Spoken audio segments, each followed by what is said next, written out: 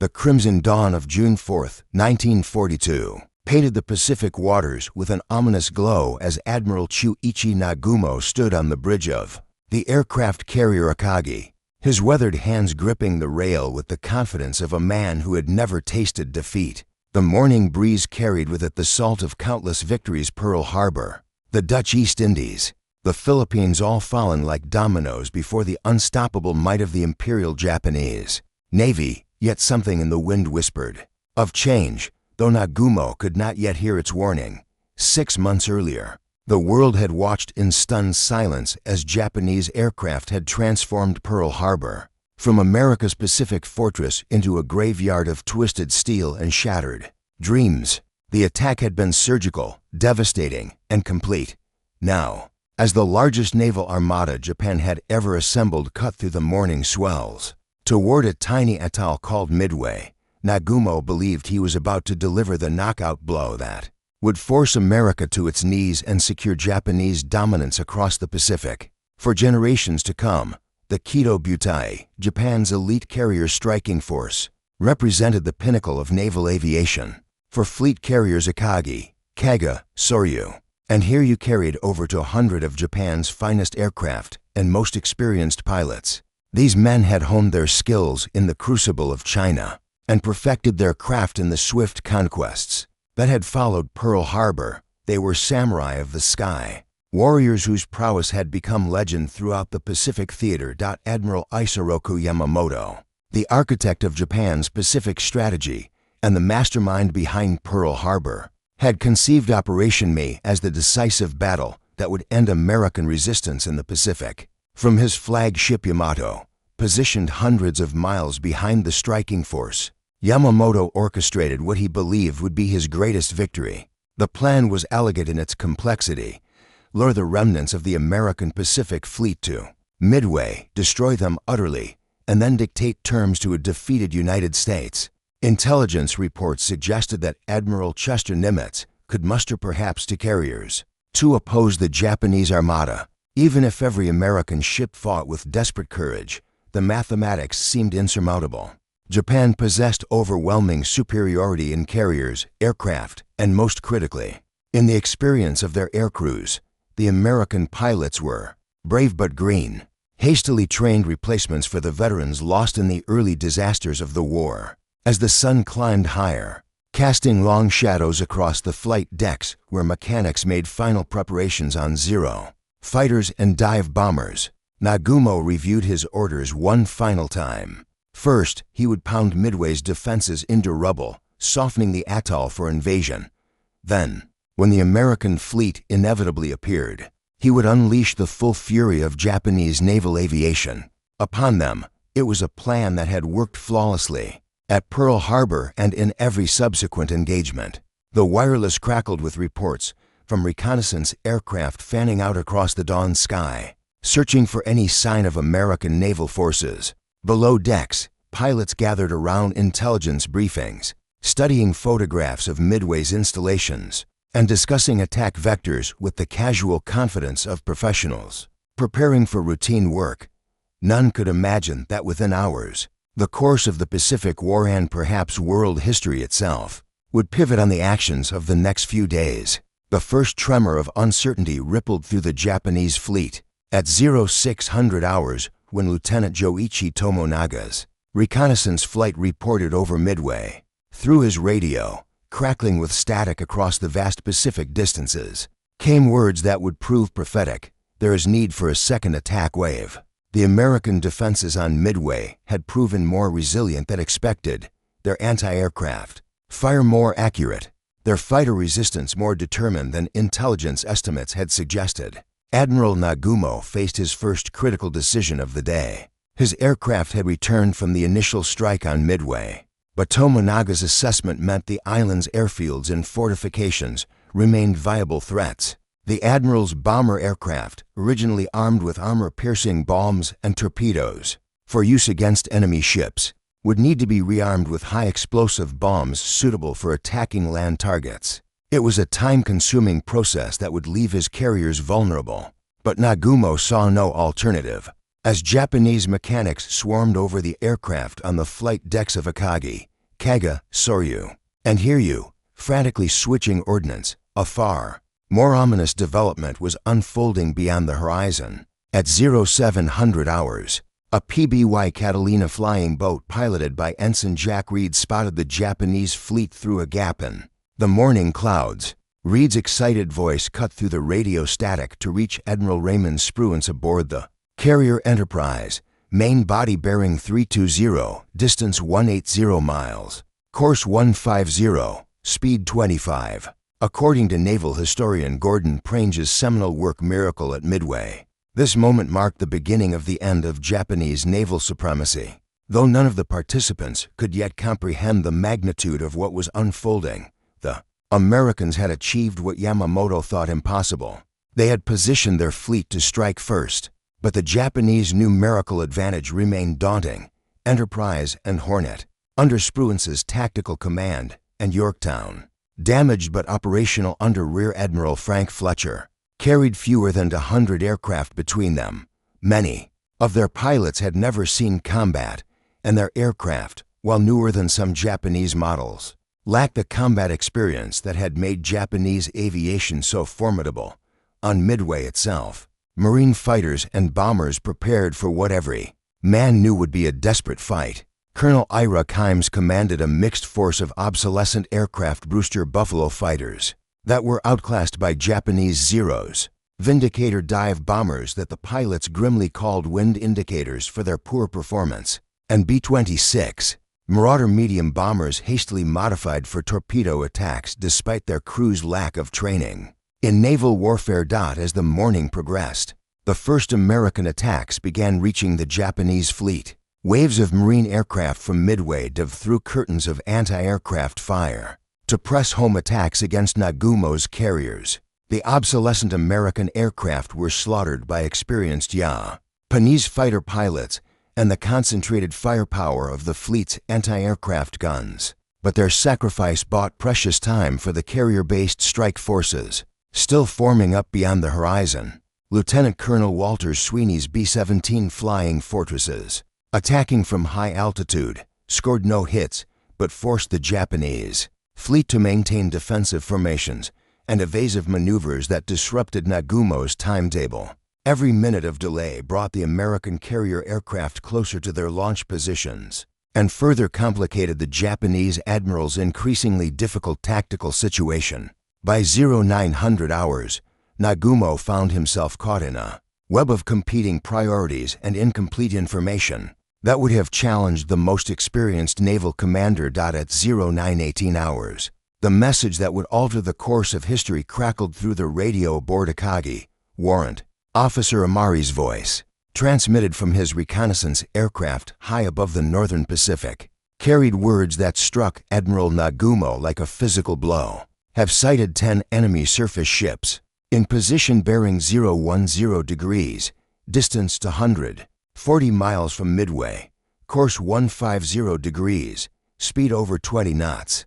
The American fleet, the primary target of operation, had appeared exactly where Yamamoto's plan demanded its destruction, but Nagumo faced a commander's nightmare. His aircraft were configured for a second strike on Midway, not for attacking enemy warships. The armor-piercing bombs and torpedoes necessary for naval combat lay in the ship's magazines, while his bombers carried high-explosive ordnance suitable only for land targets. For 37 agonizing minutes, Nagumo wrestled with his decision. His staff officers presented compelling arguments for both courses of action. Captain Tamatsu Uishi of Akagi urged immediate launch against the American fleet, arguing that any enemy force foolish enough to venture within range represented an opportunity that might not come again. Others counseled patience, insisting that proper preparation would ensure more decisive results. The Admiral's indecision reflected more than tactical uncertainty. It revealed the fundamental flaw in Japanese naval doctrine. Their previous victories had come through overwhelming superiority that allowed methodical preparation and execution. Now, for the first time in the Pacific War, Japanese forces faced an enemy operating from near equality, where split-second decisions and calculated risks would determine victory or defeat. At 0955 hours, a second message from Amari provided clarification. that proved catastrophic. Enemy force accompanied by what appears to be aircraft carrier bringing up the rear. The presence of American carriers transformed the tactical situation completely. No longer could Nagumo treat this as a routine surface engagement. He faced enemy aircraft that could strike his fleet while his own planes remained trapped in the rearming process. The Japanese admiral made his fateful decision: recover the aircraft returning from Midway, complete the rearming process, and then launch a properly equipped strike against the American fleet. It was the methodical approach that had served Japan well throughout the war, but it ignored the fundamental reality that his enemy now possessed the initiative and would not wait for Japanese convenience. As Japanese mechanics worked frantically to switch ordnance for the second time that morning, American dive bombers were already climbing toward their attack altitude. The irony was bitter. While Japanese aircraft had demonstrated their superiority in countless engagements, Japanese logistics and decision-making were about to prove inadequate for the new warfare they had themselves pioneered. Lieutenant Commander John Waldron, leading Torpedo Squadron 8 from Hornet, had already committed his 15 Devastator torpedo bombers to their attack run. Despite knowing that his obsolescent aircraft faced almost certain destruction, his men understood their mission's likely outcome, but they also grasped its strategic necessity. American torpedo attacks, even unsuccessful ones, would force the Japanese fleet to maintain defensive formations and disrupt their operational rhythm. By 1000 hours, the stage was set for the most decisive naval battle in Pacific history. For Japanese carriers, veterans of Pearl Harbor and every major victory since, lay trapped in their own success, their flight decks cluttered with aircraft, fuel lines, and ordnance that would soon transform from assets into liabilities. Above them, climbing through the morning sky, American dive bombers prepared to demonstrate that in modern warfare, he who strikes first often strikes last. At 10:22 hours on June 4, 1942, Lieutenant Commander Wade McCluskey spotted the white wakes of the Japanese fleet cutting through the blue Pacific waters, 2 miles below his Douglas Dauntless dive bombers. The Enterprise Air Group commander had been airborne for over 3 hours, his fuel gauges showing dangerously low levels, when providence and tactical instinct led him to follow the Japanese destroyer Arashi as it raced northward to rejoin the main fleet after dropping depth charges on the American submarine Nautilus. McCluskey's 37 Dauntless dive bombers represented exactly half of the effective American carrier-based striking power available that morning. His pilots, many flying their first combat mission, gazed down at the four Japanese carriers that had terrorized the Pacific for 6 months. Akagi and Kaga steamed in formation to the south, while Soryu and Hiryu maintained positions several miles to the north. All 4 flight decks bristled with aircraft being hastily prepared for launch, the very rearming process that Admiral Nagumo had prioritized over immediate attack. The timing of McCluskey's arrival bordered on the miraculous. Minutes earlier, the last of Lieutenant Commander John Waldron's torpedo bombers had been shot down in their gallant but futile attack against the Japanese fleet. Torpedo Squadron 8's sacrifice, along with similar attacks by squadrons from Enterprise and Yorktown, had drawn every Japanese Zero fighter down to wavetop level, leaving the carriers completely unprotected against high-altitude attack. McCluskey made his tactical decision with the cool precision that marked the best American naval aviators. Dividing his force, he assigned Lieutenant Richard Best's bombing squadron to attack Akagi while leading his own squadrons against Kaga. The American dive bombers rolled into their attacks at precisely 10:26 hours, their aircraft screaming down through the morning sky at speeds approaching 400 miles per hour. Aboard Akagi, Admiral Nagumo watched in mounting horror as the American aircraft dove toward his flagship. The carrier's anti-aircraft guns opened fire, filling the sky with black bursts of flak, but the attack had achieved complete surprise. Captain Tajiro Aoki shouted orders for evasive maneuvers, but the massive carrier responded slowly to the helm. Lieutenant Best's first bomb struck Akagi's flight deck just after the midships elevator at 10:26 hours and 14 seconds. The explosion detonated aviation fuel and armed aircraft, creating a chain reaction that transformed Japan's most famous aircraft carrier into a blazing inferno within minutes. 2 additional bombs from Best's section struck the carrier in rapid succession, each explosion adding to the conflagration that would ultimately claim the ship.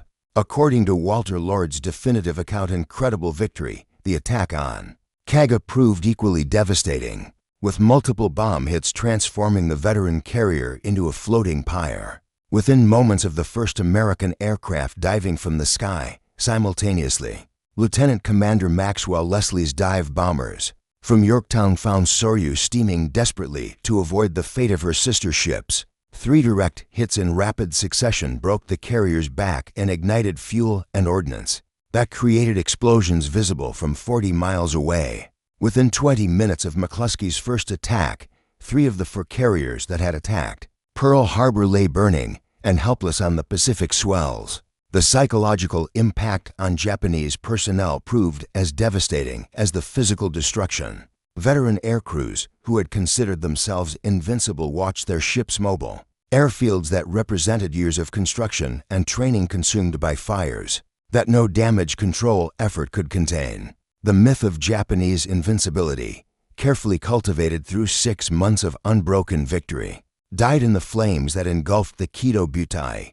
Only Hiryu remained operational, her flight deck clear and her aircraft preparing for immediate launch. Under the direction of Rear Admiral Tamon Yamaguchi, Rear Admiral Tamon Yamaguchi stood on Hiryu's bridge at 1100 hours, watching smoke columns from 3 burning carriers stain the horizon, while his own ship prepared Japan's final counterstrike. Known throughout the Imperial Navy for his aggressive tactics and innovative thinking, Yamaguchi understood that conventional naval warfare had died with Akagi, Kaga, and Soryu. His remaining carrier represented Japan's last chance to salvage victory from catastrophe, and he intended to stake everything on one desperate gamble. Within minutes of the American attack, Yamaguchi ordered Lieutenant Michio Kobayashi to lead 18 Valdive bombers and 60 fighters against the American fleet. The strike force was pitifully small compared to the massive formations that had dominated Pacific skies for 6 months.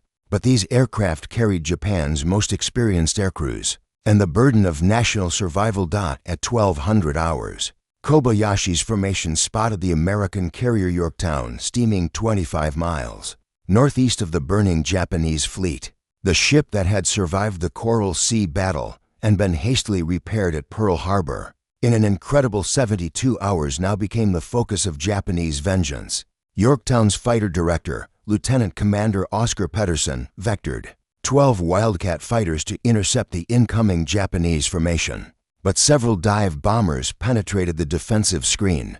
The attack on Yorktown demonstrated both Japanese skill and American resilience. 3 bombs struck the carrier in rapid succession, causing serious damage but failing to achieve the devastating results that American bombs had inflicted on Japanese carriers.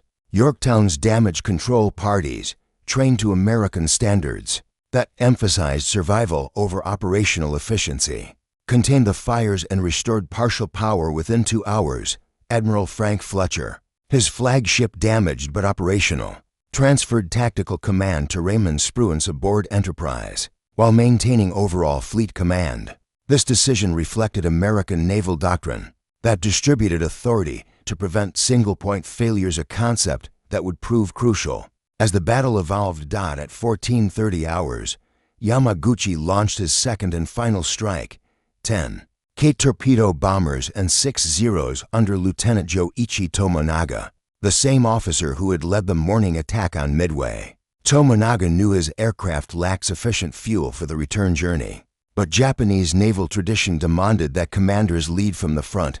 Regardless of personal cost, the torpedo attack succeeded where the bombing attack had failed. 2 aerial torpedoes struck Yorktown's port side, causing flooding that gave the carrier a dangerous list and forced Admiral Fletcher to order abandon ship.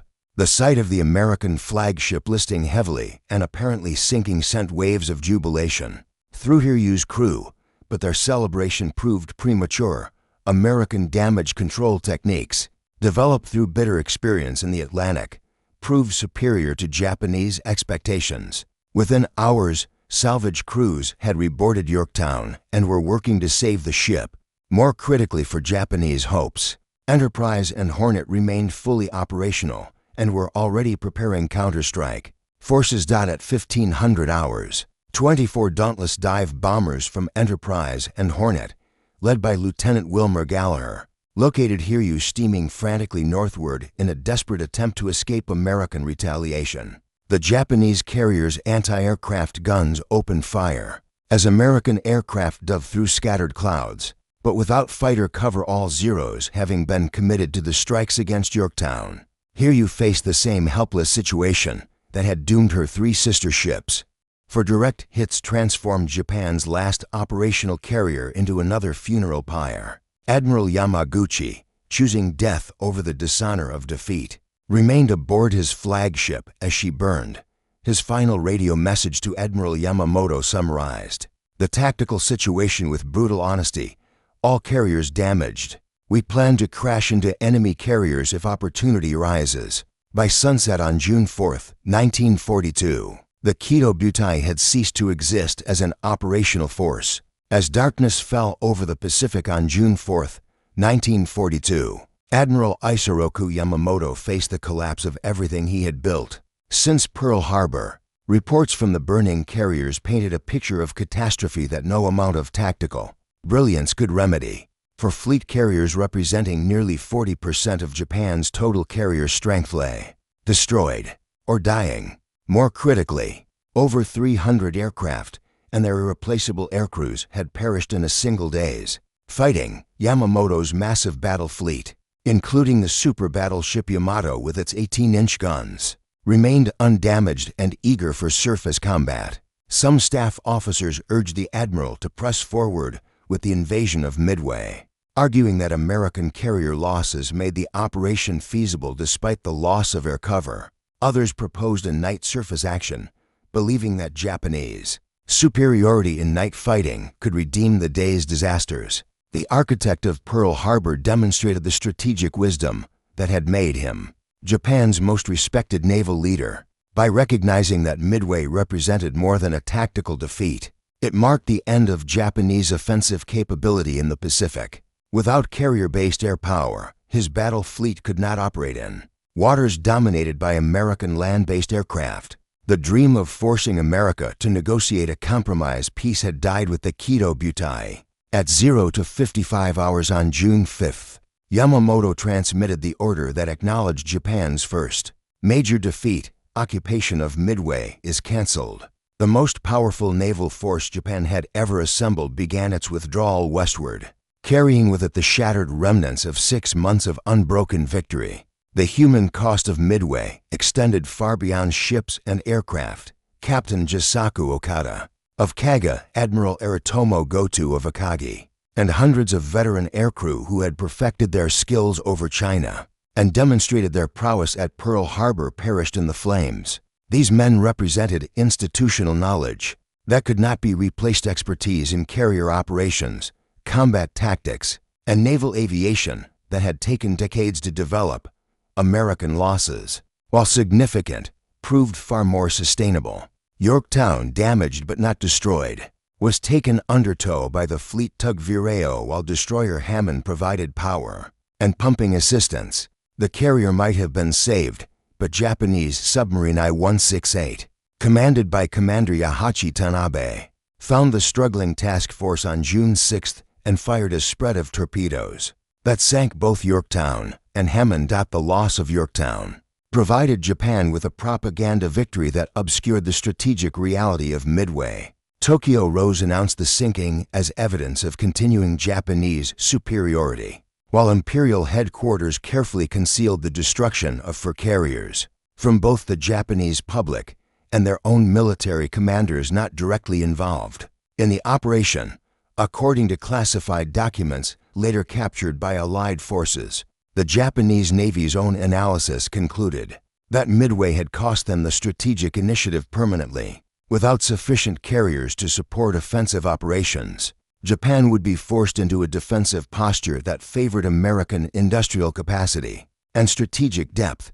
The ripple effects of June 4th began immediately. Planned operations against New Caledonia, Fiji, and Samoa were cancelled as Japanese forces consolidated to defend existing conquests. The mythical deadline of 6 months that Yamamoto had privately given Japan to achieve decisive victory before American production overwhelmed Japanese capabilities had expired in the flames of the Kido Butai. Most significantly, Midway demonstrated that American industrial capacity could replace losses faster than Japanese tactical skill could inflict them. The 3 American carriers at Midway represented a fraction of the naval construction already underway in American shipyards, while Japan's lost carriers could not be replaced for years. As dawn broke on June 5th, the course of the Pacific War had fundamentally changed, though few participants yet grasped the full implications of their actions.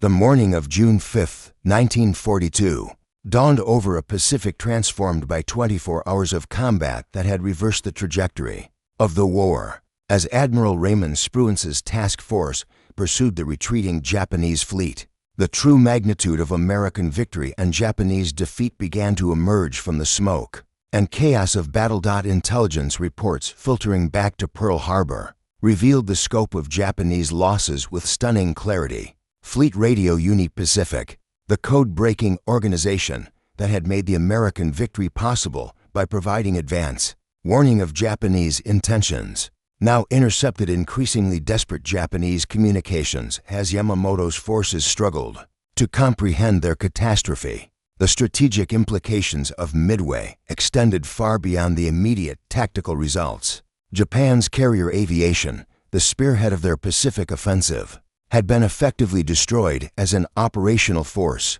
The loss of veteran aircrew proved even more critical than the destruction of ships, while Japanese shipyards might eventually replace the carriers. The pilots and maintenance personnel who had made them effective were irreplaceable.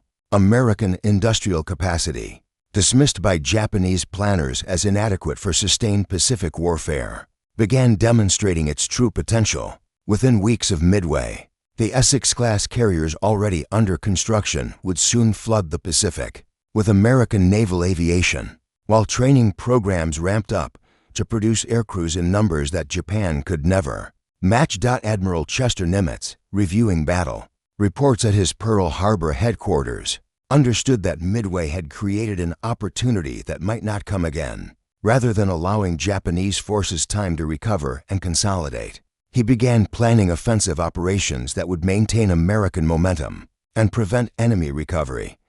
The concept of island-hopping warfare, bypassing strongly defended positions while seizing strategic bases closer to Japan, emerged from the tactical lessons of Midway. The psychological impact of defeat proved devastating for Japanese morale and strategic planning. The myth of invincibility that had sustained Japanese expansion since the Russo-Japanese War lay shattered along with the Kido Butai. Military leaders who had confidently predicted American capitulation now faced the grim reality of prolonged warfare against an increasingly powerful enemy. Emperor Hirohito, receiving sanitized reports that minimized Japanese losses while emphasizing the sinking of Yorktown, nonetheless grasped that his forces had suffered a significant reverse.